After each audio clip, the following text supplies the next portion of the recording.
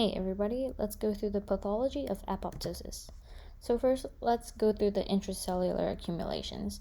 And there are the accumulations during abnormal metabolism. So this, for example, there's fatty changes in the liver, hyaline inclusions, usually in the lungs, Mallory bodies and Russell bodies. The mutations will cause an alteration in the protein protein folding and the transport alpha 1 antitrypsin deficiency, and also affects the PIZZ protein. Deficiency of an enzyme will cause the lysosomal storage diseases, and the inability to degrade the phagocytosed particles will cause the pigment accumulations, such as hemosiderosis, which is iron, and carbon, which is pneumoconiosis. And in brown atrophy, usually in the heart, there's going to be a lipofusion pigment accumulation. So these are the examples of abnormal intracellular depositions and calcifications. We already went through calcification, so don't have to worry about that for now. But there's deposition of lipids. So this is a reversible injury. This is good. This can be due to excessive intake of very high-fat foods, or there could be a defection in the transportation. Cholesterol deposits, this is not good because there's going to be deposits in the macrophages and the smooth muscle walls of the vessel walls. There are deposition of the proteins as immunoglobulins in plasma cells, and deposition of glycogen in the macrophages because of the glycogen storage diseases. This is bad because the glycogen isn't being able to be used for energy. Deposition of pigments could be iron, could be carbon. Pathological calcifications, just due to age, and the other calcifications. So the role of apoptosis is really a huge role in embryonic development, and sometimes it's a role in terminating cancer cells. So it's a way for our body to regulate homeostasis and maintain normal cells.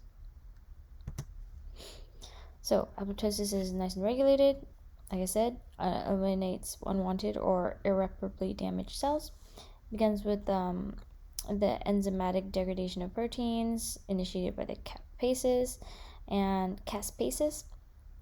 And there's two different paths. The mitochondrial intrinsic paths, it's really triggered by loss of survival signals, DNA damage, and eventually it leaks the cytochrome C from the mitochondria that will activate the caspases, and that will degrade the DNA, causing apoptosis. The intrinsic path needs the death receptors, and those are going to be eliminated by cytotoxic T lymphocytes. So let's see. There's the etiology of apoptosis. This is going to be the cell shrinking. It forms the apoptotic blebs. There's not going to be inflammation associated with apoptosis. Chromatin becomes condensed and fragmented. Organelles will aggregate. There will be autophagocytes, so they can be reused. And there's some DNA markering or DNA laddering for the markers. Necrosis. Necrotic cells are more eosinophilic. They appear glassy. They have cytoplasmic vacuolation, and that will lead to the calcification and formation of the myelin figures remain.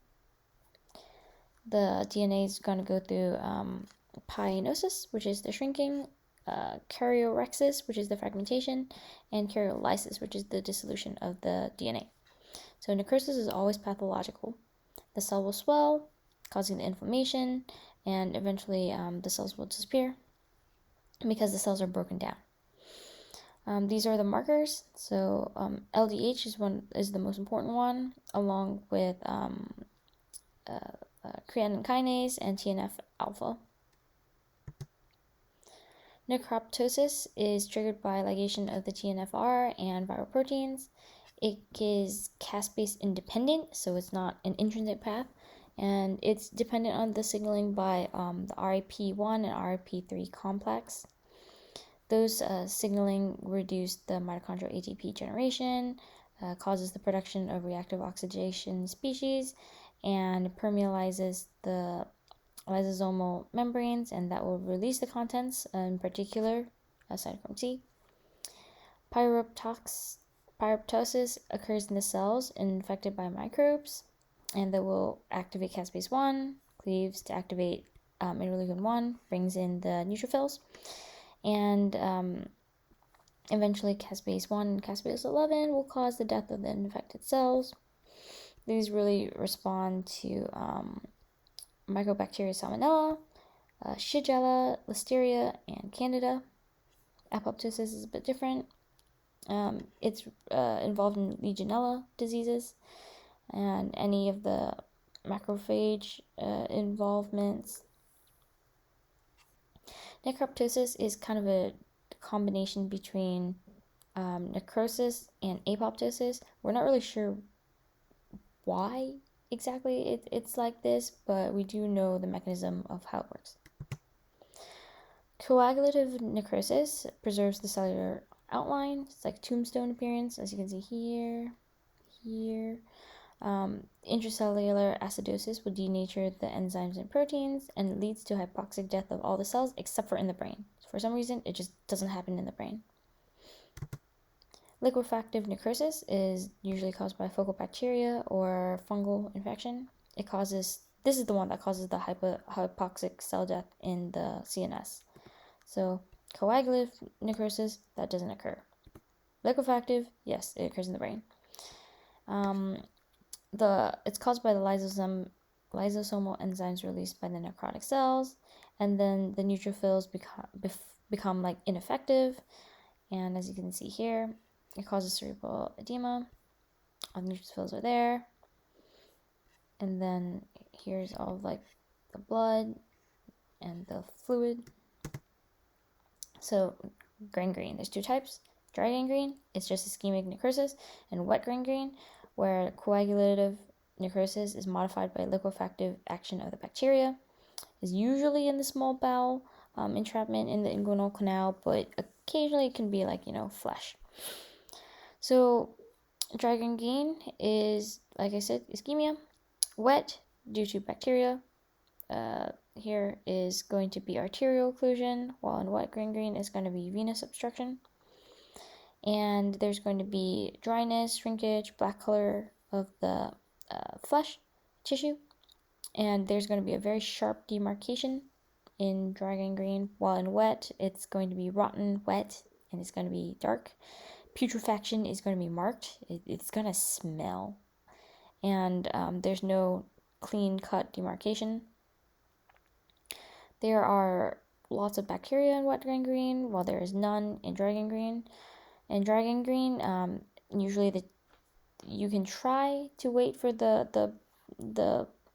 blood to maybe, if it's like a spot, sometimes we wait to make sure that it can be reperfused, but in this case, even if you try to hook up all the vessels, not possible, but if we tried, it would only cause reperfusion injury, so the only real solution is amputation, because if you leave it on too much, the necrosis and the degradation of the cells will spread and then cause the gangrene to worsen and just go higher on the foot. So in wet gangrene, the concern is sepsis.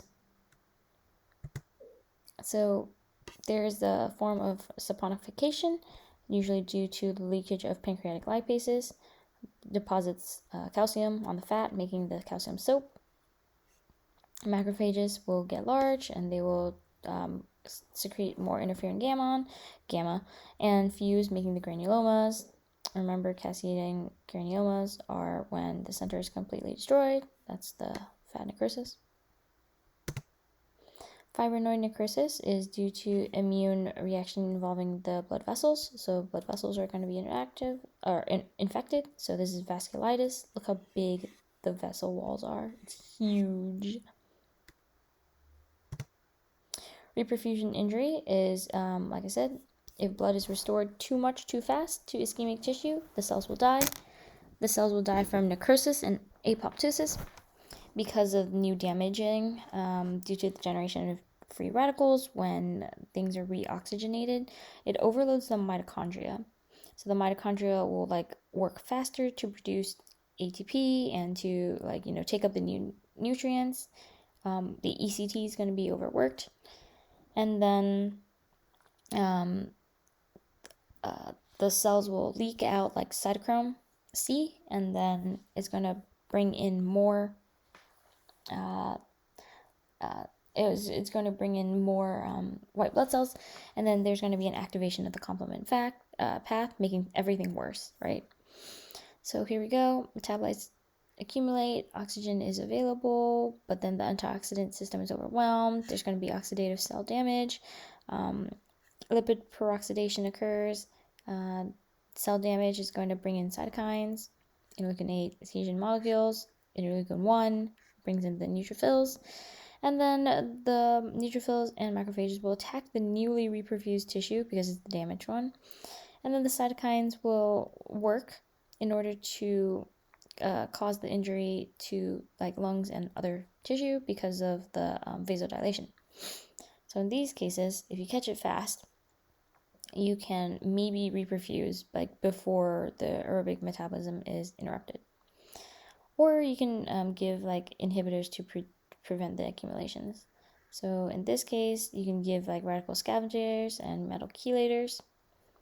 And over here, you want to give them interleukin 1 for antagonist and the TNF alpha receptor antibodies. And this is going to prevent shock. So pathological apoptosis can be caused by radiation, cytotoxic anti-cancer drugs, viral-induced cell injury, accumulation of misfolded proteins, and so all of this is for our bodies to repair or to prevent further damage, right? There's two different paths. The extrinsic path that depends on the death receptors, TNF1 and FAS, and that will trigger the caspases, particularly caspase 8, and then cell death forms. The path can be blocked by FLIP protein. The intrinsic path will increase the mitochondrial permeability, it will release cytochrome C, and then it will trigger the apoptosome to form by activating caspase 9, and then it will activate the executioner caspases 3, 6, and 7, and then apoptosis will occur. So once again, cells get smaller, chromatin condenses, and the apoptotic blebs will form. Phosphatidylserine is released to signal the apoptosis, and caspase P activates all the endonucleases, so that will fragment the DNA. P53, activated from the DNA damage, will signal the mitochondria to lose BCL2 and increase the production of BAX. When BCL2 is lost, BAX, BAK, BIM will replace it to increase the mitochondrial permeability. Cytochrome comes out, binds to APF1, activates caspase 9, apoptosis occurs. So caspase 8 and 3 are going to be the activators, and then caspase 9 is going to be the executioner. So here we go, initiated by 8 and 9. It cleaves the, I misspoke, sorry. The initiator is 8 and 9, then the executioners are 3, 6, and 7. I don't know why I said 9 last time, but the executioners are caspase 3, 6, and 7. So those will cause the degradation of the cytoskeleton and the nucleus. Like I said, leads to pynosis and karyorrhexis. Necroptosis, like I said, combination between necrosis and apoptosis. Some kind of genetically programmed signal transduction. It's involved in the formation of the bone growth plate. So remember, when the bones are growing, the chondrocytes are replaced by osteoblasts, and that's how it occurs. Chondrocytes has to die, and the osteoblast will replace them.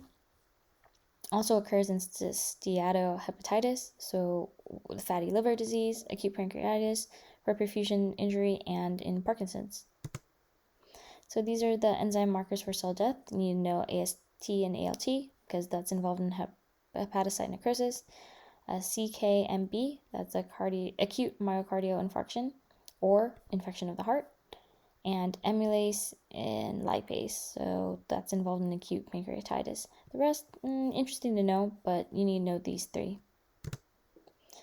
Cellular aging, of course, is going to be the combination of accumulated cell damage, reduced capacity to divide and repair, defective protein homeostasis, and just like, the shortening of the telomeres. For some reason, caloric restrictions will activate DNA repair, and replicative senescence will be the reduced capacity of the cells to divide, shortening of the telomeres, like I said. Defective homeostasis is going to be impaired chaperone and proteasome formation. And the nutrient sensing system is that restricting the calories will activate the mediators, which will reduce the IGF-1 signaling and increase in the DNA repair. That's it for now. Thank you for your attention, and good luck studying.